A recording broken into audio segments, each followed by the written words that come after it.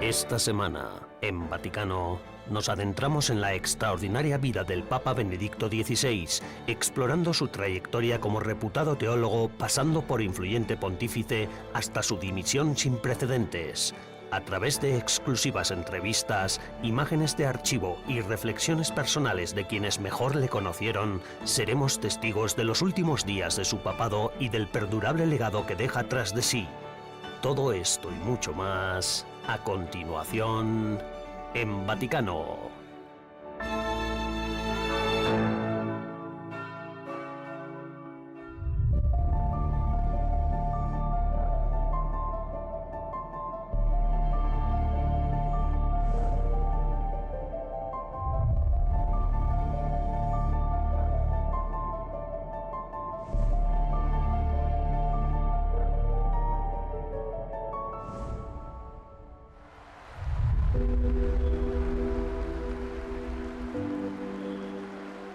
Cuando el Papa Francisco, el pasado 28 de diciembre de 2022, poco después de las vacaciones de Navidad, entró en la sala de audiencias de Roma para la audiencia general semanal, llevaba un mensaje que sorprendía a una comunidad que excedía a la de los fieles. El pontífice realizó una petición de oración a todo el mundo. Vorrei chiedere a tutti voi una preghiera speciale. Os pido a todos una oración especial por el Papa Emérito Benedicto. Acuérdense de él, que está muy enfermo. Y pídanle al Señor que le consuele y le sostenga en su testimonio de amor a la Iglesia hasta el final. E lo sostenga in questa testimonianza di amore alla Chiesa fino alla fine. Poco después, la Santa Sede emitió un comunicado de prensa en el que describía la salud del Papa Emérito como estable por el momento, pero preocupante. Pasados 2 días, el 30 de diciembre, se celebró una Santa Misa por el Papa Benedicto en la Basílica de Letrán. El cardenal Angelo de Donatis ofició la Eucaristía, a la que asistieron numerosos fieles, así como antiguos compañeros de Joseph Ratzinger, el Papa Benedicto XVI. Cuando se leen sus escritos, uno no puede más que maravillarse ante la profundidad de la teología que comunicaba, escrita siempre con un lenguaje comprensible sin andarse por las nubes, asequible y cercano a la realidad de la vida. La conexión ha permanecido y estoy muy agradecido por el valor que tuvo también a la hora de reconocer sus propias limitaciones, pero lo que dio a la gente con su vida y con su enseñanza y sobre todo con su predicación, eso permanece. A la mañana siguiente, el 31 de diciembre de 2022, Benedicto XVI exhaló su último suspiro. El Vaticano lo anunció oficialmente poco después. Con dolore vi informiamo che il Papa Emerito Benedetto XVI è deceduto questa mattina alle ore 9:34 nel monastero Mater Ecclesiae in Vaticano.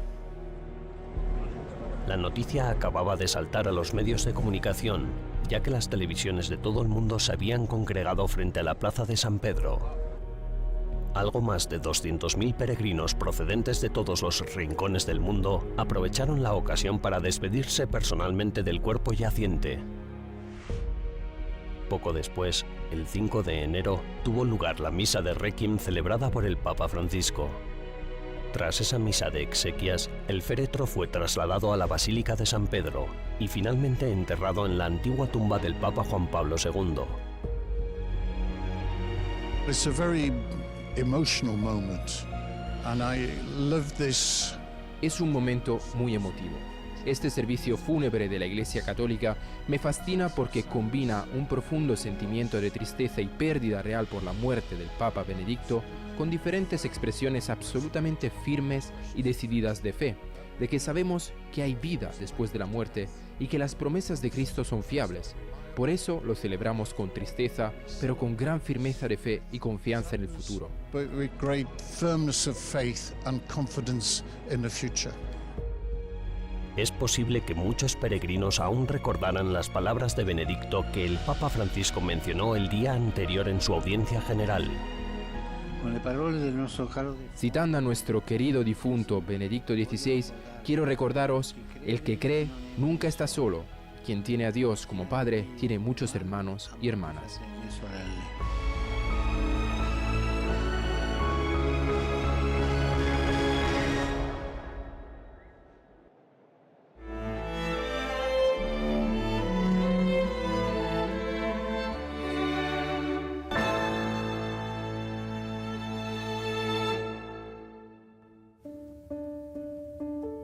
Cuando el Papa Benedicto murió en Roma, los habitantes de la ciudad eterna dijeron que era la segunda vez que hacía llorar a la ciudad. La primera vez que Roma lloró por el Papa alemán había sido casi 10 años antes. El 28 de febrero de 2013, el hombre que había hecho historia partía del Vaticano en un helicóptero blanco como la nieve. La búsqueda del por qué renunció nos lleva a Baviera, a unas 2 horas de Múnich, donde se encuentra la pequeña localidad de Marktel am Inn. En esta casa nació Joseph Ratzinger el 16 de abril de 1927. Marktel am Inn es solo una de las muchas estaciones en el viaje de esta familia.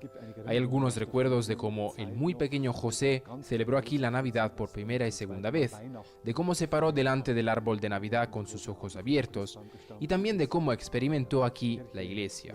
Él, el hombre de las palabras, de los libros, aprendió a hablar y a creer aquí, en medio de una familia que se mantenía muy unida.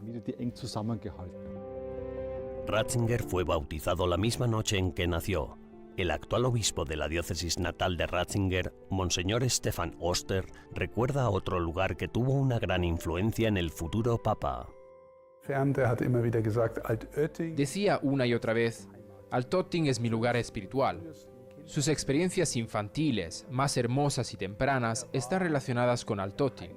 Siempre decía, y considero que esto no es insignificante para su espiritualidad, que aprendió la dimensión maternal de la Iglesia a través de Altötting. Finalmente, además, procesó y articuló esto de manera teológica. Según los bávaros, Altötting es el lugar de peregrinación más importante de Alemania. La gente lleva peregrinando a la pequeña ciudad desde 1489 y ahora 1 millón de peregrinos de todo el mundo acuden aquí cada año. Justo un año después de su elección como papa, Benedicto XVI también regresó allí.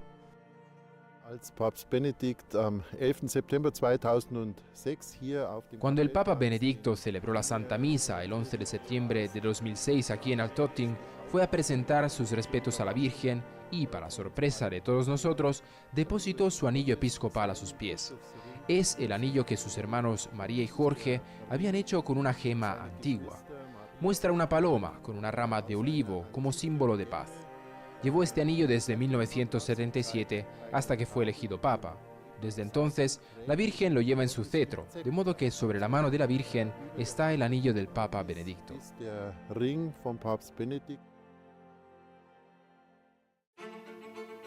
En Marktel nos encontramos con Peter Seewald. Ningún otro periodista estuvo tan cerca del Papa. Publicó varios libros de entrevistas con el cardenal Ratzinger, al igual que también lo hizo cuando era el Papa Benedicto XVI. La extensa biografía de Seewald sobre el Papa alemán se publicó en 2020.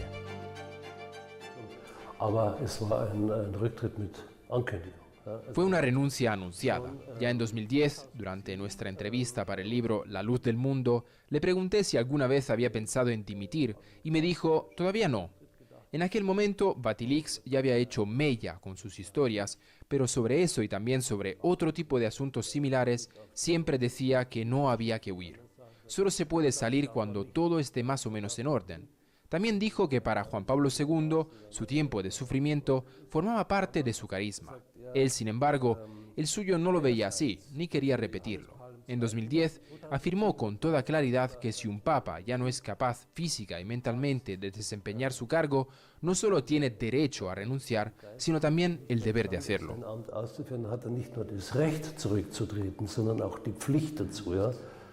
¿Ha perjudicado esta decisión al papado? Es una pregunta difícil. Si antes era verdad que al vicario de Cristo solo lo quitaba Cristo mismo, Dios mismo no puede decidir por sí mismo.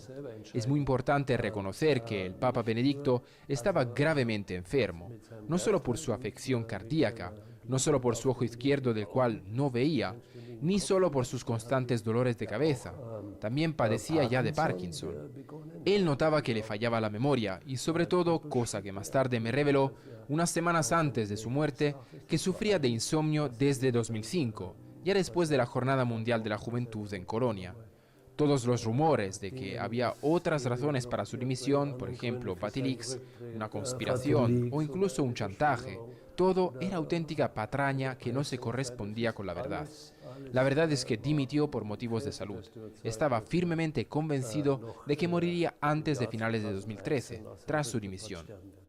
La renuncia fue un alivio para Benedicto, dice Peter Seewald, y tuvo cuidado con lo que decía sobre su sucesor, el Papa Francisco. Siempre he intentado, como periodista, sonsacarle algo sobre este tema, y siempre me ha dicho que no. Nunca quiso dar la impresión de ser una especie de papa en la sombra, comentando la conducta de su sucesor en el cargo. No había nada que sonsacarle, aunque sin duda estaba claro que cosas como la retirada del libre acceso a la misa en latín antiguo le afectaba profundamente. Sin embargo, juró obediencia a su sucesor antes incluso de conocerlo. Hasta la fecha, el Vaticano carece de normas oficiales que sirvan de guía en caso de que se produzca otra renuncia papal. Pero que los futuros pontífices también puedan renunciar a su cargo ya no es inconcebible, gracias al Papa de esta pequeña ciudad bávara, cuya decisión revolucionó el papado.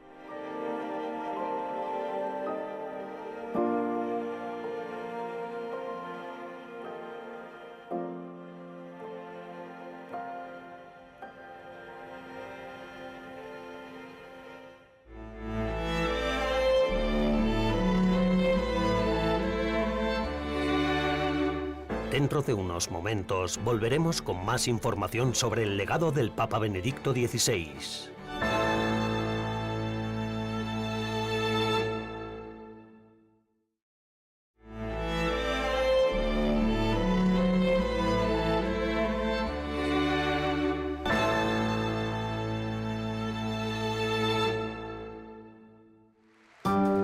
Han pasado 2 años desde la muerte del Papa Benedicto XVI. EWTN ha entrevistado a 3 de sus compañeros más cercanos. El arzobispo Georg Gangswein, que fue su secretario privado hasta el último de sus días. El profesor Ralph Weimann, que se dedica a preservar y promover el legado espiritual de Benedicto a través de diversas iniciativas. Y el cardenal suizo Kurt Koch, que compartió con nosotros sus recuerdos personales de las cualidades únicas de Joseph Ratzinger. Creo que era un hombre con una gran humildad, una fe profunda y una gran inteligencia. Y estas 3 características en un mismo hombre son únicas. Su papel como sacerdote también fue muy importante para el Papa Benedicto. Quizá pueda usted explicarnos un poco más cómo veía él el sacerdocio y el papel del sacerdote en la Iglesia. Todavía lo recuerdo cuando hablaba del sacerdocio o cuando un sacerdote se dirigía a él y le preguntaba: «Nos enfrentamos hoy a tantas dificultades, ¿qué podría recomendarnos?». Él era muy práctico en esos momentos, de modo que, en primer lugar, hablaba de la amistad personal con Jesucristo. Eso es lo que caracteriza a un sacerdote. Tiene que ser un hombre de Dios. También mencionaba que hay diversos medios, haciendo, por ejemplo, referencia a los santos. A través suyo nos presentaba formas concretas de cómo vivir el sacerdocio. Y yo considero que esto es muy importante, porque especialmente hoy, en nuestro tiempo, la gente quiere tener grandes ejemplos. Carlo Acutis, por ejemplo, está a punto de ser canonizado. Eso es lo que necesitamos. Necesitamos ejemplos positivos. Hay tantos negativos. Necesitamos ejemplos positivos, como lo son los santos, y el Papa Benedicto siempre señalaba hacia ellos para entender nuestra vocación. Creo que es muy importante que comprendamos la grandeza de lo que se nos ha dado. Cuando hablamos de santos, ¿quiénes eran sus santos favoritos? Su nombre es José. Creo que era el santo más importante para él, y yo tengo la impresión de que él vivió como José. José permanecía en un segundo plano. José era el obispo, y el obispo no tiene otra cosa más que proteger el misterio que reside en el niño, y en ese sentido considero que vivió como José en la Iglesia.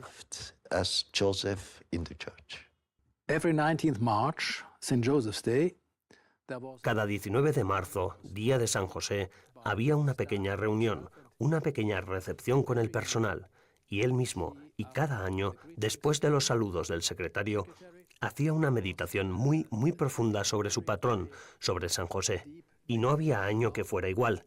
Cada año había una nueva meditación. Se podía ver que la preparaba cada año con nuevos pensamientos profundos. Por eso es que creo que es realmente como lo ha dicho el cardenal. San José era para él como un ejemplo de su propia vida.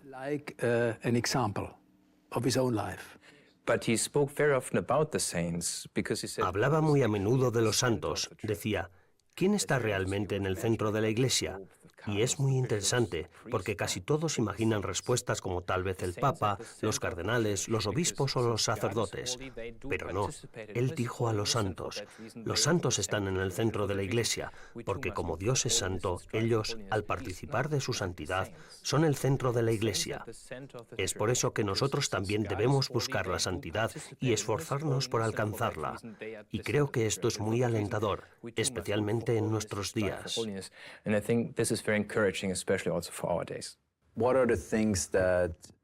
¿Qué le queda a usted personalmente del pontificado del Papa Benedicto XVI? ¿Qué se lleva de ello a nivel personal?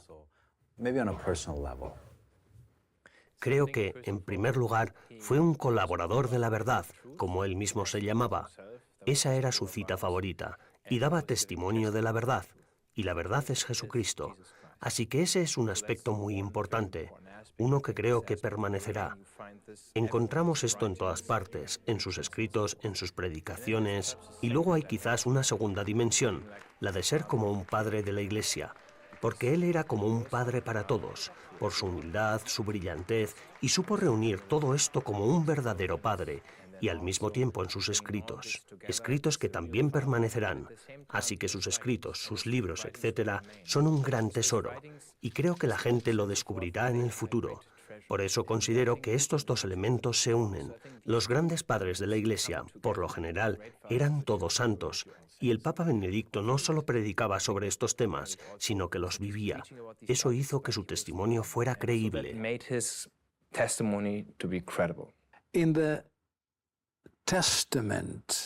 En el testamento, en su testamento espiritual, después de una larga vida como sacerdote, como profesor y como tantas otras cosas, dijo, la fe es el fundamento. Sobre esa fe, sobre ese fundamento, puedes construir tu muerte y tu vida y tu muerte. Sabemos además que sus últimas palabras fueron como un punto detrás de toda su vida. Signore, ti amo. Señor, te amo. Creo que esas fueron para él las últimas palabras que dirigió, palabra que dejó como su mayor y más importante testimonio. Señor, te amo. Muchas gracias por su tiempo. Gracias por compartir también todas esas anécdotas y reflexiones sobre la vida del Papa Benedicto XVI en el segundo aniversario de su fallecimiento. Estamos muy agradecidos porque hayan estado hoy aquí con nosotros.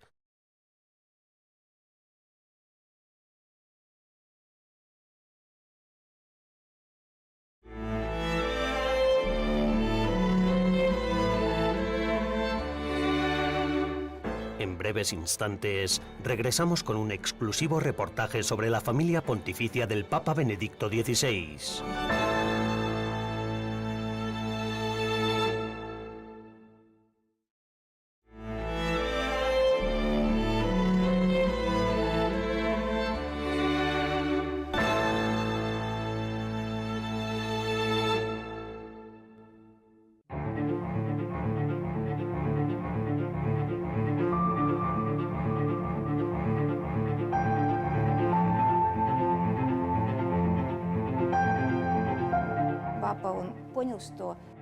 El Papa emérito entendió que era importante retratar este momento histórico de su pontificado en un lienzo para la historia.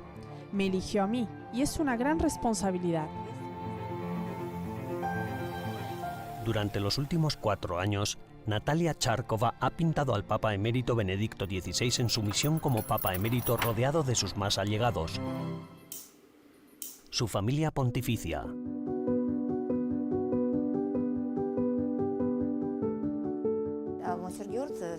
Monseñor George es su secretario privado y simbólicamente recaba para la historia todo lo que dice el Papa Benedicto.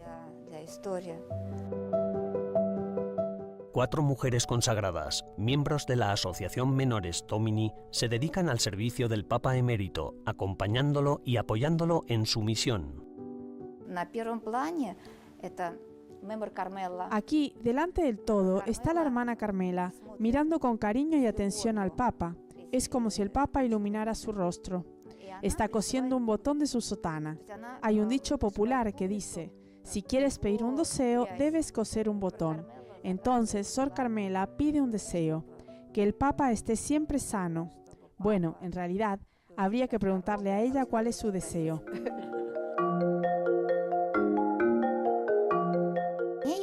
Tras ella está la cocinera, sostiene el menú. El menú es un pequeño trozo de papel porque el Papa no come mucho. Se llama Sor Loredana. En la parte de detrás está Rosella, que hace un poco de todo. Limpia la sala, lava la ropa y el resto de la limpieza. Y la cuarta es la hermana Cristina. Ella atiende y cuida el oratorio, la capilla de la casa. La parte superior de la capilla está pintada. Este es el lugar en el que el Papa Benedicto reza y del que obtiene su fuerza espiritual. La hermana Cristina lleva rosas. Las rosas son un símbolo de María, la Virgen María, un símbolo de amor. Son las flores favoritas del Papa Benedicto. Charkova nos cuenta que la hermana Cristina también cuidó del hermano del Papa Benedicto, Georg Ratzinger. El Papa Emérito Benedicto invitó a Natalia Charkova a trabajar en su retrato cuando su hermano Georg aún vivía. Y aquí los representé juntos como si fueran uno. Georg se inclina y escucha lo que dice el Papa Benedicto y se ve que está pensando en algo hermoso. También está muy concentrado en sus pensamientos, pensando en algo que le ilumina la cara desde dentro.